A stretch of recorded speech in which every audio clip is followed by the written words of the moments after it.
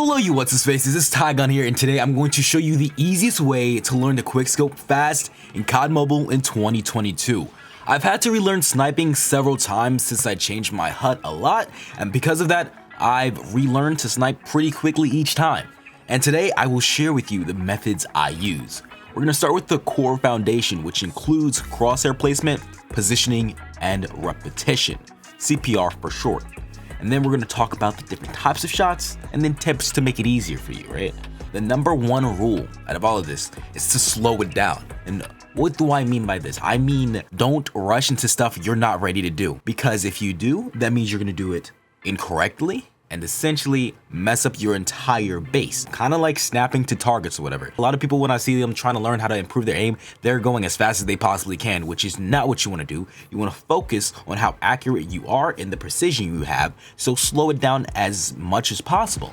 You're going to naturally speed up. But with that said, let's actually get into it. Okay, first off, we have crosshair placement. You guys already know what it is. You basically put your crosshair in the most likely place your enemy will be. Now, what I like to do is I like to practice hyper focusing on my crosshair, and I do this by going ahead and hopping in shipment and literally just looking at that and nothing else.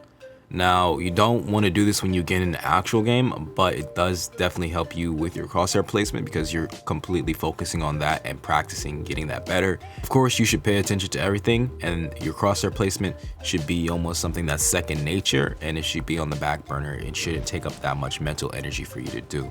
Speaking of which, lots of people come to me and ask, hey, Tigon, when you're aiming, do you look at the person or do you look at the crosshair? You look at both, okay? You look at both. When you're driving a car, you have to look at multiple things. You can't just only focus on one thing, because if you do, there's a high chance that you're gonna be making a mistake somewhere else. So you kind of have to balance them all, and that's what you have to do when you're aiming. Knowledge is power. The more you know a map, the easier it is for you to dominate with a sniper. So whenever I go ahead and say play a new map, you guys might hear me say, oh snap, I don't know the angles and stuff, because positioning is so crucial. Most everyone usually has an advantage over you when you're sniping, because you have to hit that one shot. And of course you have an advantage over them, because if you hit that one shot, they can't really do anything and it feels like it's not fair. But back on topic, for you to be a high level sniper, you have to know your maps. The reason why is, if you're a good sniper, you're not even supposed to give your targets a chance to shoot at you. This is because, one, if they're shooting at you, you're gonna have flinch, and there's a high chance you're probably gonna miss because it's, moving your crosshair.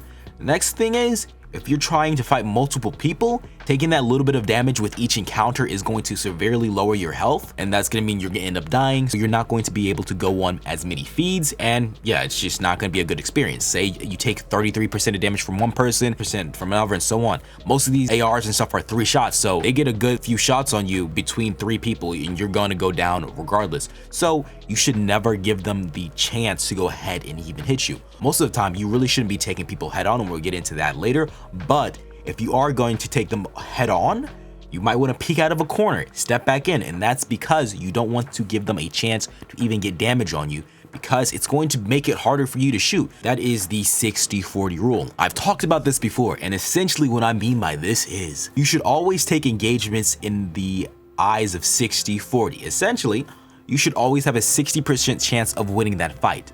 Do not take 50-50 fights. Maybe if you want to warm up and get good, like, just play around for some fun, even then you don't want to take 50-50 fights, because eventually you're going to lose. Doesn't matter how good you are. They could be rocking a thermite, an annihilator, anything that can just one-shot you. So don't take that chance. Think about it like you're playing your life. Don't necessarily play campy, but if you're going to take a fight on someone, most of the time you want to go ahead and take that fight when they're not looking at you.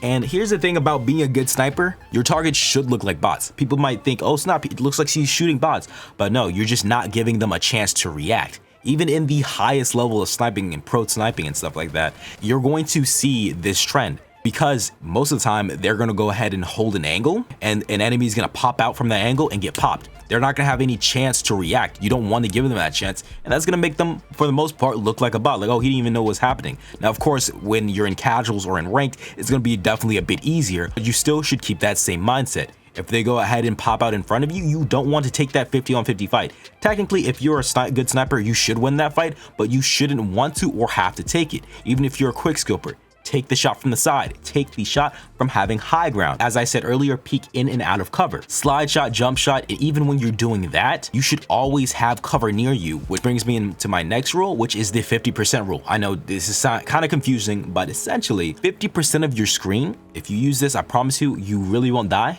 50% of your screen should always be cover. I know that's crazy, but if you look at your screen, right, and you're out in the open, this really is a good tip for battle royales, but it applies to multiplayer as well. If you're out in the open, that means you don't have enough cover. If at the times where you're going ahead and taking an engagement, 50% of your screen is covered, that means you're safe for the most part. Now, you don't want to camp, so it's actually a really hard skill and an art to move from cover to cover, making your gameplay look good without camping, but without exposing yourself. Anytime you take an engagement, there should be some cover for you to get back to. You should slide back into it and take that cover. But if you keep this mindset with 50% of your screen always being cover, when you're taking engagements, the likelihood of you dying is going to be way less.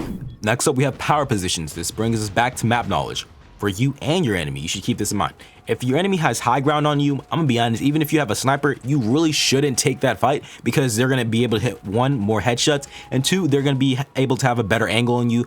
And most people don't practice shooting at an angle upwards. Going more in depth, on certain points of the map, there are literally just power positions. If you're standing here, it's gonna be hard to get you off this head glitch. For example, head glitches. So let's say you're in Nuketown, right? Both of those cars in Nuketown are head glitches, and if you play them, it's very hard to get you out of there. And if you have a trophy system, nearly impossible. Yeah, people can throw things, but for the most part, you're fine. Now, you do have to have a really good ability to move around while playing. So essentially, you should be able to move from power position to power position, meaning you should know all of them, effectively without staying in and end up camping, if that makes sense. Now, a good way to practice your positioning is to play casual Nuketown team deathmatch and don't die, but at the same time, don't camp. You have to have a balance where you move around the map in perfect harmony to the spawns. You should be able to nuke every game easily. Last but not least, we have repetition, which also includes muscle memory. 1, you must know the scope and time and interval of every sniper in COD Mobile and perfectly capitalize on it, meaning at the exact moment you need to release the bolt or hit the fire button essentially. That's going to allow you to snipe faster, and it's going to allow you to snipe accurately, because for you to snipe, you have to fully scope in. Now, there's 2 different ways you can go about actually trying to go ahead and manually snipe in COD Mobile. You can use tap and hold to ADS or tap to ADS, or you can even use hybrid if you want. Both of them have their benefits. For example, tap and hold allows you to do it a bit quicker. It's a little bit harder to master at first, but when you're using tap and hold, if you hold onto your scope as you scope in, kind of like if you're on a controller, you can more easily unscope or un-ADS your weapon right after you take the shot, because all that happens is you release your finger instead of you having to go ahead and do another action, which you're going ahead and tapping it once again, and it's just gonna take, of course, like a millisecond longer or something. I like to play hybrid because in certain situations, I do like the stability tap has, and I also like the speed that tap and hold has.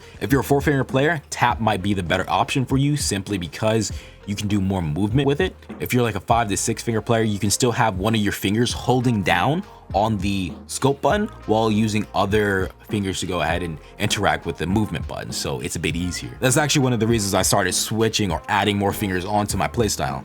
The next thing is you must be fluid in your controls to actually do a lot of stuff. And that's really because your brain doesn't need to be thinking about, oh snap, do I know where my grenade button is? Do I know when to slide jump?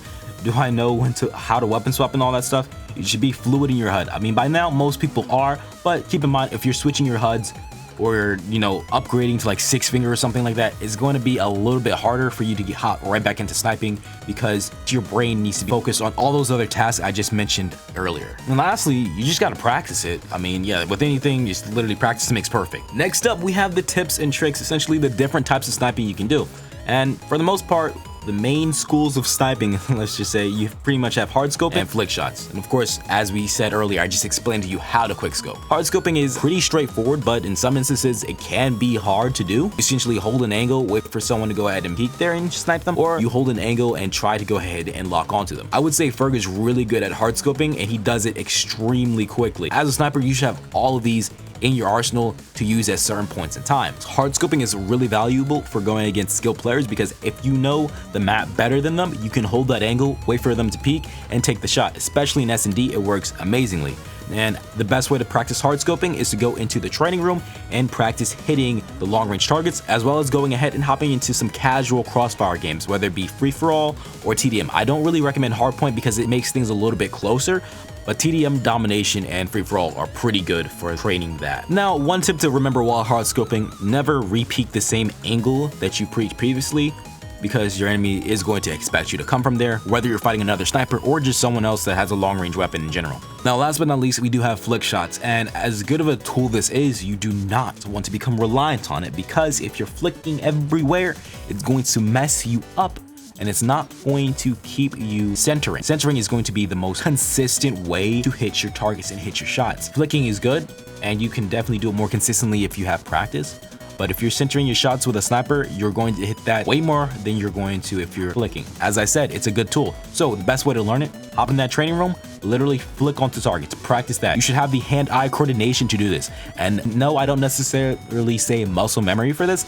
I specifically mean hand-eye coordination, because it doesn't matter what sensitivity you use. You can use fixed speed, you can use speed acceleration, you can still flick. As long as you know how to use your speed acceleration well, your eye should be able to say, here's this. You calculate wherever speed you need to go in your head, and then you go ahead and hit the shot. I've played 300 speed acceleration, I've been able to flick, I've played distance, I've played fixed. All of them work. You just literally have to practice. Your brain can do either one. Just use whatever feels best or most comfortable to you. But it's been your man Tigon, and I will catch you in the next one. Adios.